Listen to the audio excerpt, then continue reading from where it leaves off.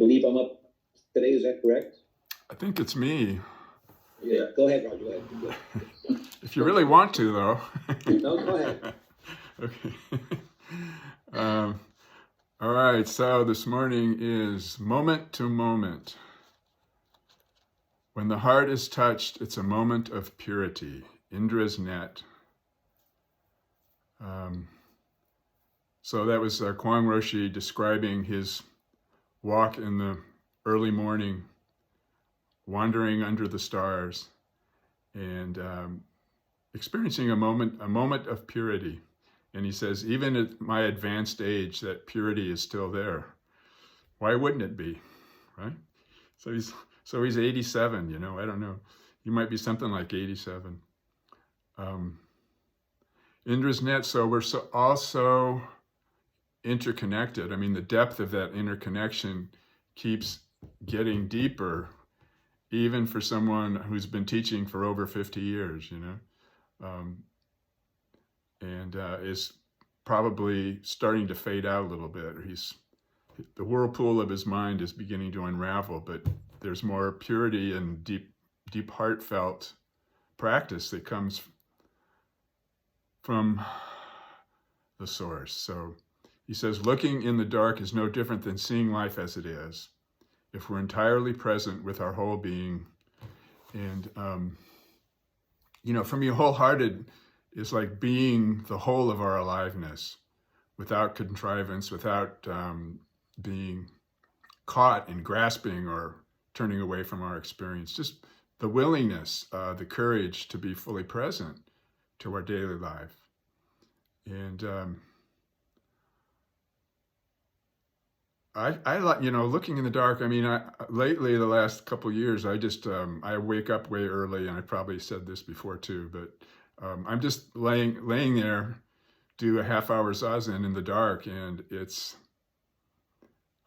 even if I'm too tired and I haven't slept enough, somehow there's a refuge there, It's like the thinking mind is just there, rising and falling away. And the body is just sensations, there's just these sensations here and there, and the heart opens more. And there's a wholeness there. It's like seeing in the dark, and fears can come up in that, and so there's a lot of talk about how do we meet our fears. And sometimes I feel like maybe I'm too hard on myself, and that comes through when I talk with other people about it, it's not like we have to do a big swan dive into our fears. A lot of us aren't ready for that. And I'm not so sure that I'm so ready for that either, Anyway, but he says that if we're generous and patient with ourselves, and with the mind fully functioning, in other words, if our mind has the freedom to fully function with whatever's coming up, it will be the prajna awareness. And that's there, present with us, fully developed in every moment of our life. So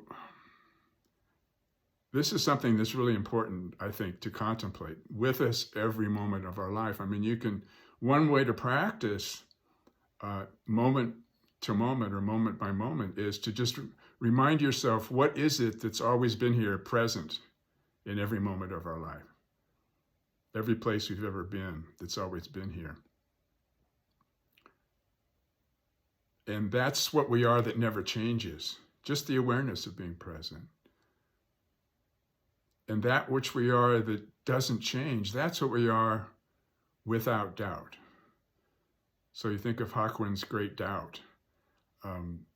Doubt all the ideas, but what can't be doubted is that which doesn't change. That which in our presence, even though we, in our thinking mind, we think it's missing because we can't find it with our conceptual mind. We can't find it with our thinking, but we can find it with our whole being, like he's saying, searching for something in the dark. You can feel the rocks, you can feel the table, you can enter and open up and surrender to the presence that we are. There's a couple of, another thing I wanted to mention before I stop. I went back to No Beginning, No End. he's in the chapter that we studied, Turning Your Radiance Inward, he says, the subtitle is, if clouds were to appear in the sky, it would hardly disturb anything, just as many waves appearing in the ocean would hardly be disturbing. They are the very life activities of sky ocean. The beginningless space, the unlimited azure sky ocean, emptiness, by which I mean unconstricted, pure, natural awareness, effortlessly absorbs them all. This is your mind, the essence of your self-nature, without limitation, no beginning, no end. This is the radiance of your original mind. And a little brief saying from Nisargadatta. He says, whatever you have to do, watch your mind. Also, you must have moments of complete inner peace and quiet when your mind is absolutely still. If you miss it, you miss the entire thing. If you do not, the silence of the mind will dissolve and absorb all else. So that thing, the issue of absorbing, how our pure essence of mind, pure radiance of mind absorbs all else, that's something that kind of consumes me a lot. I think about it. I think about it, and then I try to immediately go from grasping the thought to living the question, the mystery of it. Another way to say it, that our original nature absorbs all of our experience, is that it absorbs all the suffering, and it clears the way to just experience the raw emotion, no matter what we're experiencing. Even if we're experiencing, rock bottom survival issues, we can still experience the raw emotion of that if we're opening, if our prajna awareness is activated, if we're surrendered enough and have the courage to go deep enough. It can be there. So, and another way of saying the absorption is experience, or self-conscious human experience as well, the suffering as well as the joy, becomes transparent to our true nature. In other words, as it's being absorbed, we can kind of feel the oneness. We can feel what our experience is actually made of. It's made of this all-encompassing, unconditional, accepting, loving compassion of Buddha, if you want to use the word Buddha. And then Kuang also says in relation to this, he says that we practice not to limit the free expression of this life force, this spirit, that's neither within or without. And more what I realize in those moments of purity is that we practice not to limit it, but the real realization of practicing not to limit it is realizing you can't possibly limit it. How could we possibly limit it? What Tom sent yesterday about the little video about the billions of galaxies and each having billions of stars, and that's 1/1,000,000th of one little iota of one little corner of one little galaxy or whatever, So it's like, how could we possibly think we could limit it in any way? How could we grasp it? How could we grasp at our experience? Because we're so tiny.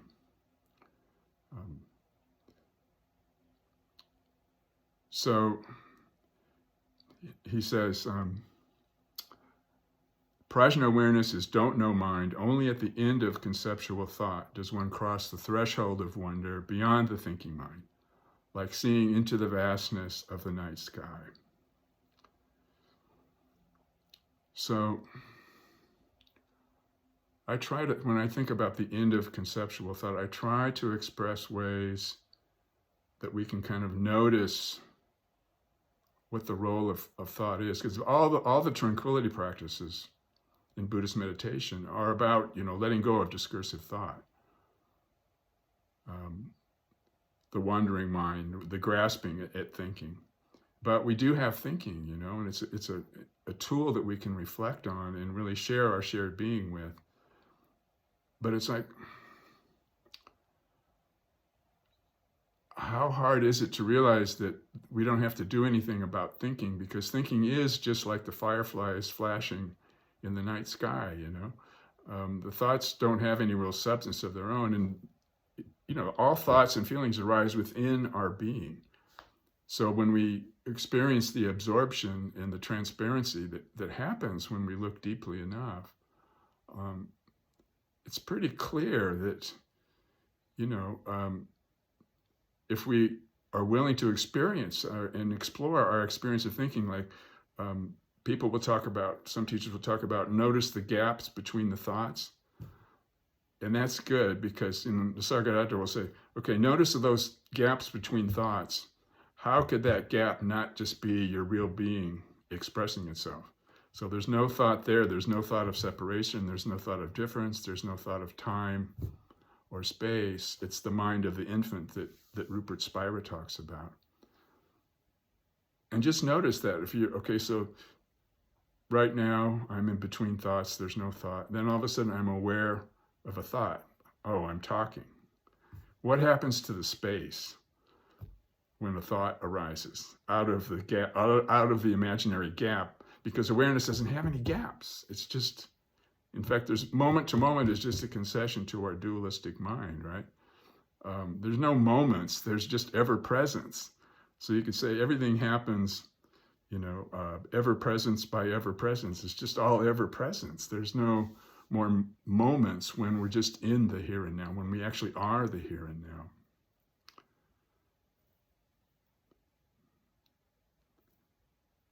So anyway, it just, nothing happens to the space. Where the thinking's there or not, it doesn't create a gap in awareness. We're just here and now. And Suzuki Roshi said, the most important thing is to find out the most important thing, not trying to become enlightened, but to practice just as we are, moment to moment, ever presence to ever presence, because everything happens that happens is moment to moment, is ever presence and always ever presence. So we're never alone in the one, but we're alone together. And I just want to say I really appreciate the healing spirit of our Sangha. And I feel more comfortable talking here because I'm not afraid to go a little deeper. Other times in other groups, I feel like I'm losing people because maybe I'm too, I don't know, too anxious to get to the bottom of it and not aware enough of what I'm saying. But thanks for listening.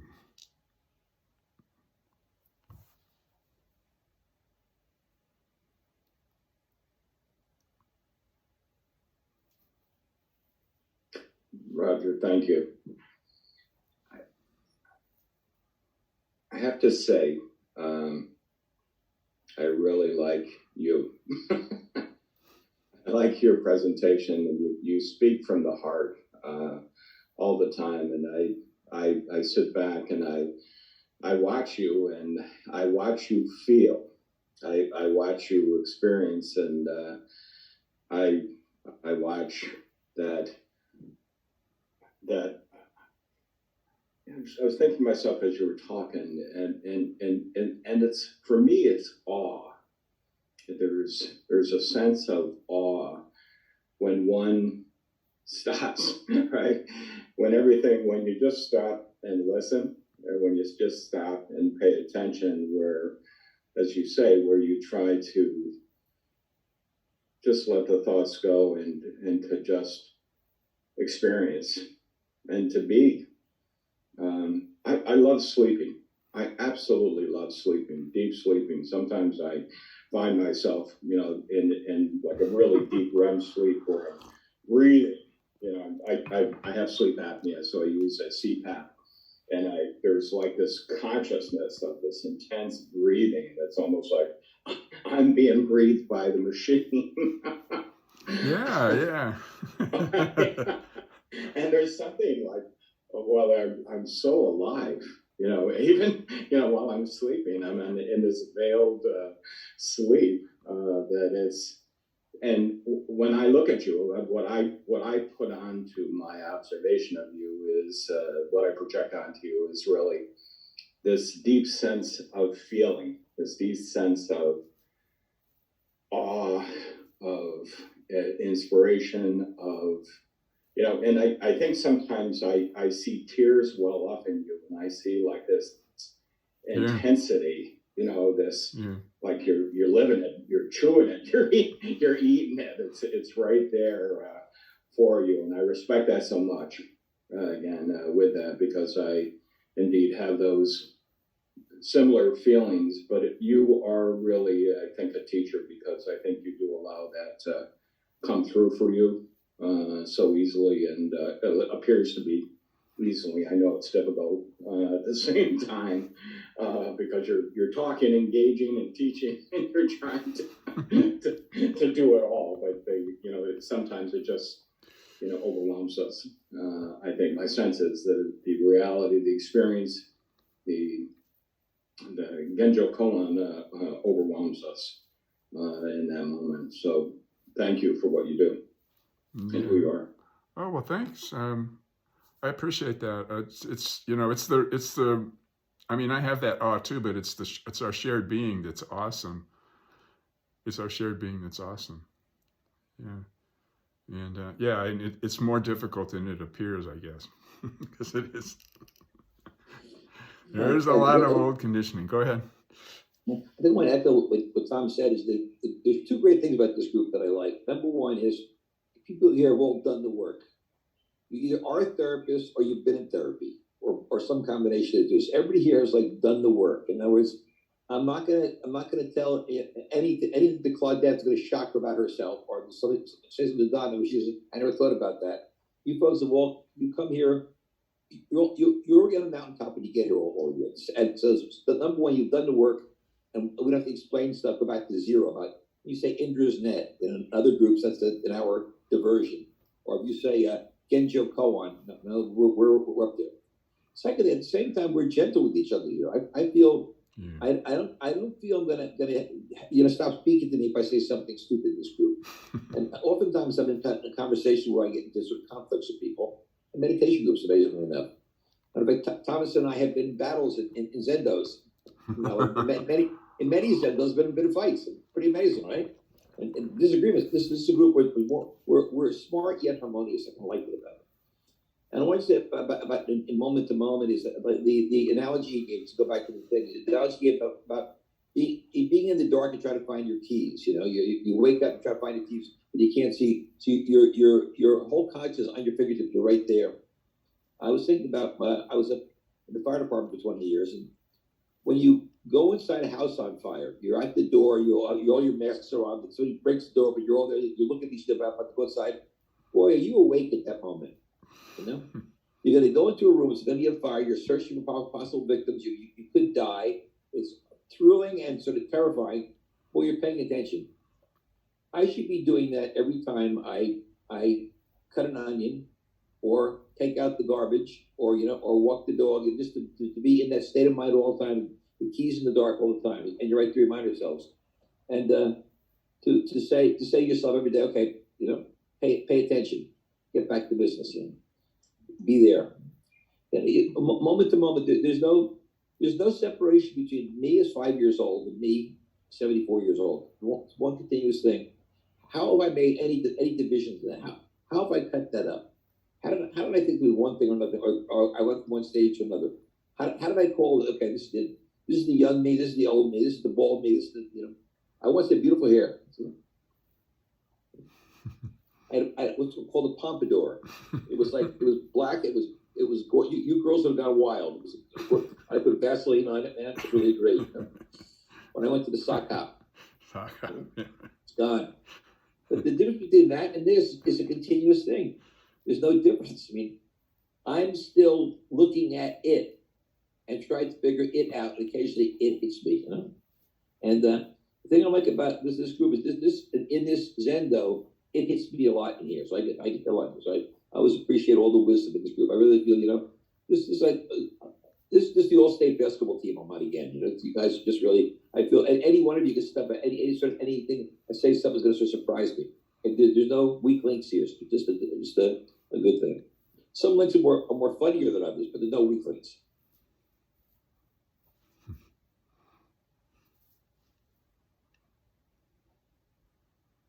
Yeah, I made it a weird attempt at humor in another group about being woke. I figure that I'm woke, you know, in the political sense. So I talked about how in an old Buddha story, he was confronted by someone on the path while he was walking along, and said, "How would you describe your enlightenment, great Buddha?" And he goes, "I'm awake." And so, you know, we could say he awakened or he awoke. He's woke, right? Complete flat. Nobody cracked a grin, and I felt like I was dying on stage or something. Anyway.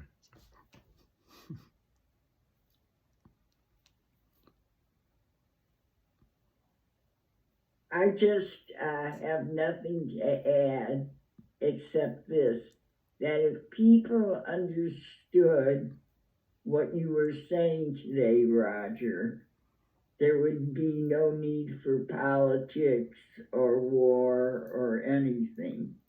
They would just be living in a zone that things would fall into place.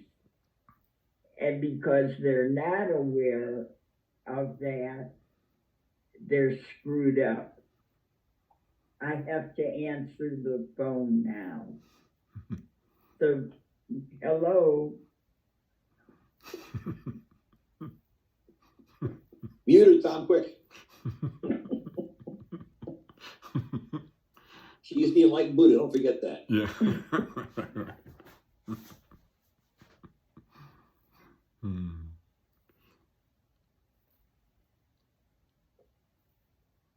Thank you, Roger. That was nice, beautiful. I'm here visiting with my family in Maryland, and just this thought of moment to moment. I was here just in awe. My mother celebrated her 88th birthday a week ago, and Saturday was my brother's, I think he's 67 birthday. And so the family's all gathered, and then I'm just looking at my nieces, the other generation, and then my mother's great-grandchildren. I guess that would be my grand nieces and nephews. And I was just in a state of awe and felt, you know, just the experience, sadness, joy, sadness, because I miss my brothers who weren't here, who have passed, and seeing their children, and joy, seeing everybody together, and sadness that I live in Florida and I feel somewhat disconnected from everyone here. So, but I was just there in that moment experiencing all of that, and that came up for me as I heard you talk about the experience and letting go of the thought, but just really experiencing, seeing the kids running around and just being here. So that was my experience of moment to moment and just being here right now. So in the Sangha. Thank you all. Thank you, Claudette. Can't really add much to that.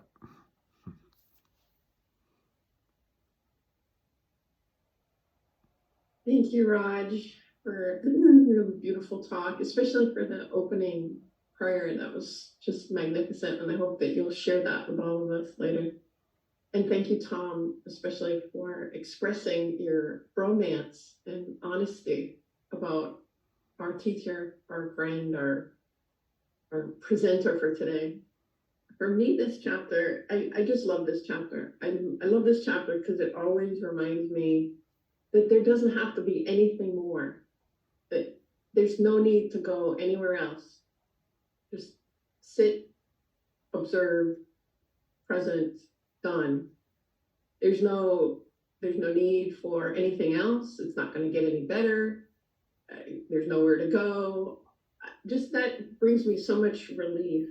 And this idea or reminder that prajna awareness always exists, cannot expand or be lost. Although I think for myself it can be forgotten frequently. But this whole idea of the Sangha, of our little nest, which of course I feel the same way, and have fled many Sanghas, well, not that many, but a few, because of my exact same feeling of just, I'm diving here and it seems to be a puddle or whatever, with judgment involved in this. But again, just this reminder that it is available, this prajna, this wisdom, this moment to moment is available to every single being on earth. Cats, cows, Republicans, Trump supporters in Miami, blocking my path to work, whatever. And us here. So that also, is endearing and reminds me of the safety that I have needed in practice. Just to be in a space where there is hearing and the recognition that this hearing is happening together rather than a stifling or a preventing or a shutting out has allowed me to, I think, cultivate more patience moment to moment with those who are not like me, which is really the compassion and circles back to this prayer at the beginning that you read, this Bodhisattva vow, to remember this continually. There's no way that I've been able to conceive of to do this work without this continual remembering of moment to moment with curiosity, not judgment. With curiosity, not judgment. I don't like this. This is too much. Just this deep curiosity that sits atop safety of not being shut up, safety of not being discredited, misunderstood, terrorized, whatever, So that, I think, for me, is the beauty of this Sangha and of this moment-to-moment awareness. This whole idea of, the discriminating mind that has this sort of childlike inner purity. For me, the whole practice of Zen, which has changed over the decades, I started in my 30s, I'm now in my 50s. It's an unlearning for me. It's an unlearning. And this idea of that little girl who looked in the mirror and asked, "What is this?" now looks in the mirror and asks, "Who is that?" Because it's the awareness has no aging, but the body has aging. So that is where the curiosity and the compassion of the journey, and also the action, I think, that has been arising for me. I think for a lot of what I had to work through or have been working through was a stuckness from trauma that was inarticulate, that had no words. And as I've aged and the practice has refined and the world has aged with me and come into all of these awarenesses that are happening now, there's this Indra's net of wow, and wow. I'm just this one little tiny little thing that yet is in parallel in this way. And so the question arises of, what is it for me to do? And that has been a big question for me in my practice, because I think in a lot of Zen training that I've had, it's been just sitting still, tolerating, putting up with what's there, take it, growing, whatever. And now I don't know if it's midlife or menopause or whatever, but it's just like, no, done. Okay. Time to take action. Bam. So I'm very grateful for all of you and for this chapter in particular. Thank you. Yeah, thank you, Deborah. That was beautiful. Yeah, what came up for me as you were talking is like, yeah, not only can't our prajna awareness be limited or defiled, um, but gradually that continual, that perseverance that we're all expressing, it leads to that also, it leads to entertain the possibility more and more deeply that it can't be veiled, that somehow we still believe that our stories are limiting us, but are they really? Nothing happens to the space. It's not limited. And so how can you veil it? It has to be something tangible to be veiled. It's not something tangible.